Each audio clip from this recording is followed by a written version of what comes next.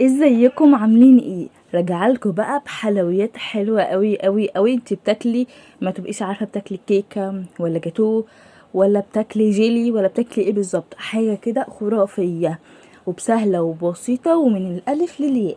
هعلمك طريقه الكيك، طريقه الكريم شانتيه وبكل التفاصيل. يلا بينا نبدا على طول في طريقه الكيك معانا.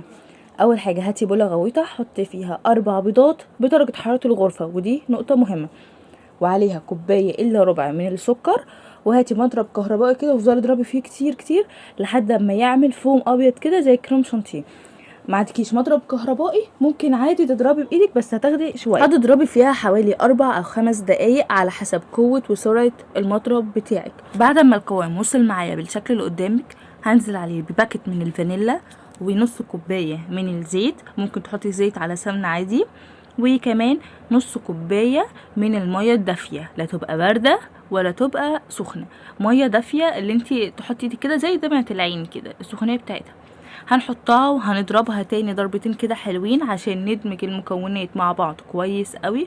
وبعد كده عشان اتاكد ان مفيش زفاره خالص، هنزل بمعلقه كبيره من الخل. وبعديها دي خطوه مهمه جدا، وكوبايه صغيره من النشا بتفرق في الكيكه، بتخليها هشه اكتر وخفيفه. هقلب بالراحه خالص عشان ادمج المكونات وادوب النشا. واول ما ادوب النشا معايا هكون نخله كوبايه ونص من الدقيق.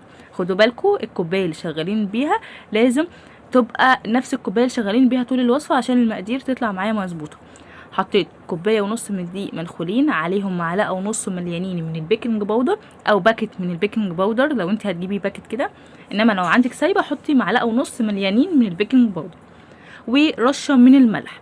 واقلب برضو بالراحه بقى وادمج المكونات واتاكد ان الدقيق داب كويس، عشان طبعا في رغاوي على الوش هتبقي مش متاكده، لحد ما توصل ان انت ترفعي. بعد ما تقلبي ترفعي كده، بصي القوام مظبوط معانا ومش متكتل ومفيهوش اي بواقي للدقيق او النشا. طبعا وانا ببدا في طريقه الكيك لازم اكون مولعه الفرن قبلها بحوالي 5 دقايق 7 دقايق كده يسخن معايا. ما تخليهوش يسخن قوي، لا اللي هو يبدا الفرن يسخن معايا، يعني حط ولع الفرن اول ما تبداي في عمل الكيك. هتجيبي بقى صينيه حلوه كده عايزاها تبقى مرتفعه كانك هتعملي تورته، هاتي صينيه صغيره او حله الومنيوم صغيره وحطي فيها الخليط هتطلع معاكي مرتفعه. عايزه سمكها يبقى متوسط او منخفض شويه بقى اللي انت هتحطي عليه طبقات، حطيه في صينيه واسعه. جبنا كده الصينيه بتاعتنا، حطينا فيها حبه من الزيت حلوين ومشينا بالفرشه على الجوانب وتحت كويس قوي عشان لما الكيكه ترتفع معايا ما تلزقش. وحطيت فيها الخليط كده كويس كله، نزلت فيها الخليط. بصوا شكله محدش يفتكروا انه سايل شويه ولا حاجه، لا هو كده قوامه مظبوط. وبخلة السنان همشي بالراحه كده دواير كده بسرعه عشان اطلع الهواء اللي فيها والفقاقيع، وادخلها على درجه حراره 108 و170 لمده تلت ساعه 25 دقيقه. خدي بالك عشان دي سمكها يبقى رفيع، انما لو انت حطاها في حاجه ضيقه ممكن تسيبيها 25 دقيقه 30 دقيقه. نحطها بقى في الفرن ونيجي نعمل الكريم شانتيه بتاعنا. في البوله هحط كوبايه من الكريم شانتيه، ربع كوبايه من السكر البودر او معلقه من السكر البودر، ما تكتريش السكر عشان ما يطلعش منك مسكر. وهتحطي بعد كده تجيبي نص كوبايه من الميه الساقعه او اللبن الساقع عشان تتاكدي ان الكريم شانتيه يتعمل معاكي بسرعه وبقوام مظبوط وتقيل. الكوبايه النص كوبايه الميه او اللبن اللي انت هتحطيها حطيها بالتدريج، يعني حطي شويه وقلبي، تلاقيه تقيل حطي تاني لحد ما توصلي للقوام المظبوط بتاعك عشان ما تقعديش فتره كبيره قوي تضربي فيها. وبعد كده لما طلعنا الكيكه بتاعتنا ونتاكد ان هي بردت تماما مش سخنه خالص، هنزل عليها بشويه من اللبن كده، اسقيها بلبن او ممكن عصير او اي حاجه، واحط عليها الكريم شانتيه بتاعنا. نتاكد ان الكيكه مش سخنه عشان لو سخنه اللبن لما ينزل فيها هيخليها تعجن والكريم شانتيه هيسيح. هننزل كده بالكريم شانتيه ونوزعه كويس قوي في كل الجوانب ونقفل بيها الجوانب كلها.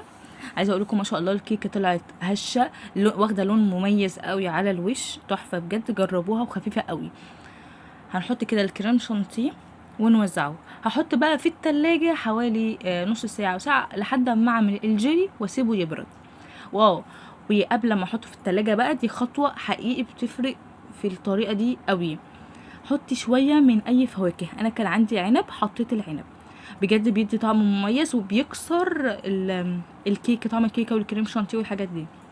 عايزه بقى تحطي موز، تفاح، فراوله، بطيخ، مانجا، اي فاكهه. ممكن تجمعي الفاكهه دي كلها وتقطعيها وتحطيها على الوش، وتدخليها بقى التلاجة نص ساعه او ساعه على ما نعمل الكريم شانتيه. بجد كان شكلها حلوه قوي بالعنب. الجيلي بقى يا جماعه خدوا بالكم عشان ده بجد منتج حساس قوي وعايز معامله كده خاصه. انا عن نفسي كنت وانا صغيره بحب شكل الجيلي ده، كنت بخاف منه كده لما الاقيه بيقعد يتحرك كده في قلب الطبق. فدي اول مره هعمل فيها الجيلي. هنحط كده، نجيب كوبايه مغليه، هنحطها في البوله وننزل عليها بالباكت الجيلي. انا مستعمله جيلي فراوله. هقلبها كويس اول لحد ما اتاكد ان الحبيبات بتاعته دابت.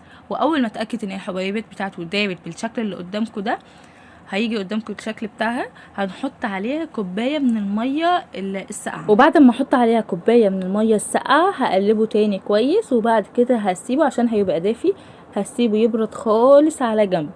وكمان يكون الكيكه تفاعلت كده مع الكريم شانتيه ومسكوا نفسهم. في خطوة بقى حصلت في الوصفة، بس بجد الخطوة دي او الغلطة دي نقلت الوصفة كلها لحتة تانية خالص. هتشوفوها في اخر الفيديو، فتابعوا للاخر. ولو لسه لحد دلوقتي ما عملتليش اشتراك في القناة، انزل حالا اعملوا اشتراك في القناة ولايك عشان تدعموني. جبت بقى الجيلي بعد ما برد حطيته عليها. طبعا انا اول ما حطيته لقيته كده اتملى من الصينية وبقى شكله مفرح كده وعلى الوش. اني بقى دخلته التلاجة او الفريزر حسب ما انت عايزه تاكليه. ممكن تاني يوم او في نفس اليوم حطيه في الفريزر ساعه كده، او في التلاجة تسيبيه تاني يوم. حطيته بالشكل الجميل والجيلي على الوش كده التلاجة. واول ما جيت اقطعه طلعته كان بالشكل ده. عايزه اقول لكم، رغم ان الجيلي نزل تحت، اللي هي باين الكيكه كانت عطشانه فشربته، بس نقلت الوصفه لحته تانية خالص.